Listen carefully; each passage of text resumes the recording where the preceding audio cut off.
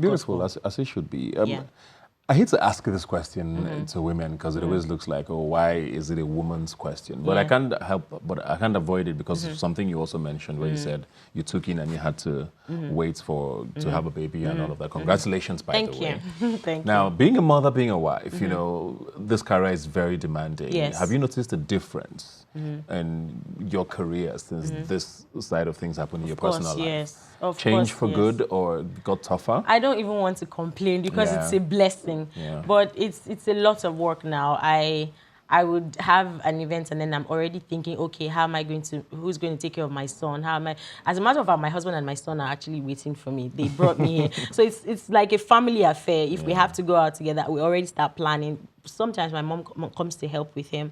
But you know that you are now responsible for 2 people, my husband, my son. So I'm already planning towards that. And I'm like, okay, whatever I do, I have to back home at so and so time. When I come home, this is what I need to do.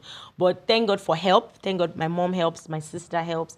It's a family thing. But it's not like, it's never the same. It's never like when you are single and you have all your time to yourself. As long as you have people that you now are responsible for, you're always going to keep thinking that, okay, I need to do this. As I'm talking to you, I'm probably thinking of the things I still need to do. So you're always working demanding. mentally and Yeah, mentally, yes. It's demanding and women, I don't think women get the accolades that they deserve. Accolades. Yes, accolades. I don't think they do because it's a lot of work. Yeah. It's a lot of work. You take care of yourself, you take care of your husband, you take care of your son. And I have just one and I'm talking like this. I can't imagine if I have more than one. So it's a lot. And then you have to still, talk about my ministry, my music, my career. It's a lot. But God is helping me. We're talking child abuse earlier with the guests I had earlier, and I wanted to touch on it with you now. Okay. Starting with you, first of all, when you were a child. Of course, I'm not going to say that I don't want to know that you were abused. No, but I mean, if you want to share, it's I fine. But I mean, because you hear a lot of child stars, especially in the States, where Yes. you heard of a Michael Jackson story.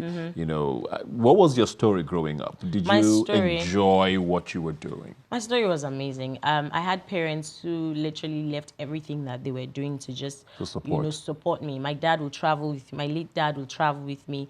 My mom was always, at my beck and like anytime I was traveling, I could call her at any time, even at odd hours, and talk to her. So they never actually left me in the hands of anybody. They just they were in my space all the time.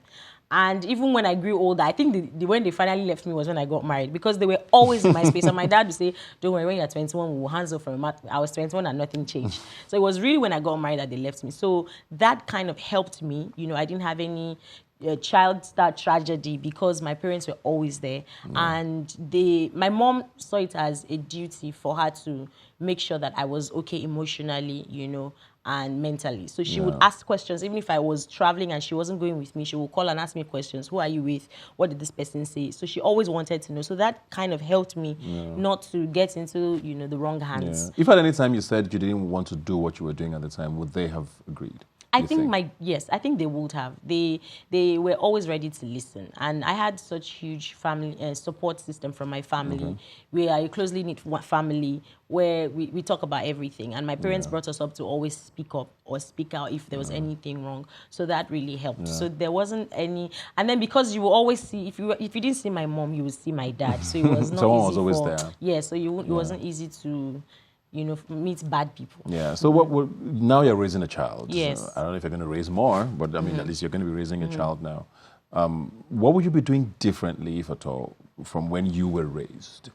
Now that you have your own child, are there lessons learned, things you would definitely not do, or things you would definitely do? I think social media is something that is.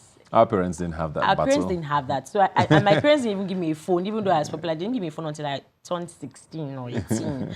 So, and I think it helped because now, even I'm a mother, I'm a wife, I'm always on my phone. And there are times when I'm like, okay, I'm taking a break for 4 hours or 3 hours because I just end up not doing things that I should do because I'm on the phone checking. And it's annoying because you're checking someone's life. Or you're checking, it's just There's one gist there. You're like, let me check the comments. These people. And then when my husband comes, I'm like, did you even read this? So I'm like, I don't want my child to, spend all his time, on social media. Living. Not living, really. And I think it's a problem. There are times when you come home and then you just say, oh, how are you doing? How was your day? And then you just go back to your phone. You don't necessarily have the conversations that you should have as a couple, and then even as a parent to your child. So I think I don't think I'll give my son a phone early.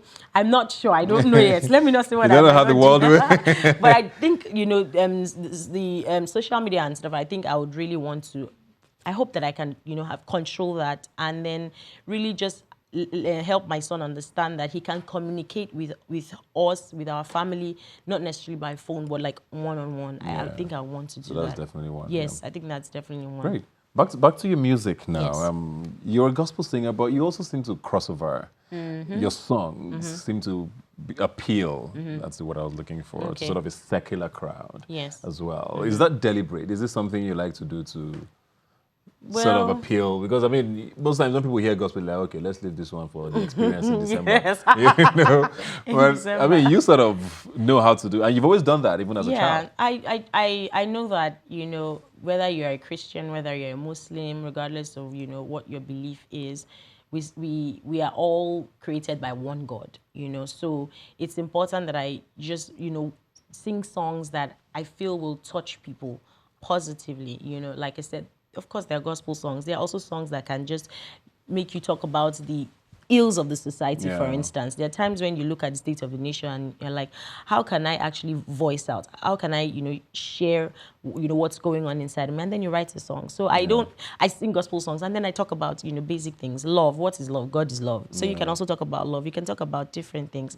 And these are also themes that are under my faith. So I can't do that. And then people can listen to these songs, and who knows, they can hear the song and then be like, oh, okay, then let me listen to our gospel songs. So that's really the idea. I was going to say, do you feel obliged to stay as a gospel artist? Do you feel like because you've started on that path, there's like, oh, she has now moved, she has lost herself to the world. Do you feel that pressure? I don't. Well, I know that there are a lot of gospel artists that have tried to do, a different genre from gospel that we all know them to do, and then there's a lot of people that start bashing them for that. But I think it's a highly personal thing. So I would say, I don't know, what their reasons might be, but personally, I will stick to gospel, and then I will still do inspirational. Great stuff. Before we wrap now, just quickly, what are we looking forward to with you? 2018 is still sort of plenty. Yes, it's plenty. Music, TV, what are the plans? More songs, videos now, definitely videos. Where, by the grace of God, we're going to make sure that we work harder this year, and then more people can know that I am now back and better by the grace of God. Yes. I mean, motherhood is now. You're understanding how we are now understanding. That's the word. How to let it work for you. Yes, I'm getting the hang of it. Thank you very much, Benita. Looking forward to all the great songs you'll be dropping very soon. Congratulations on motherhood and everything with your private life. Thank you. We'll take a break now and be right back. Please stay with us. Merci.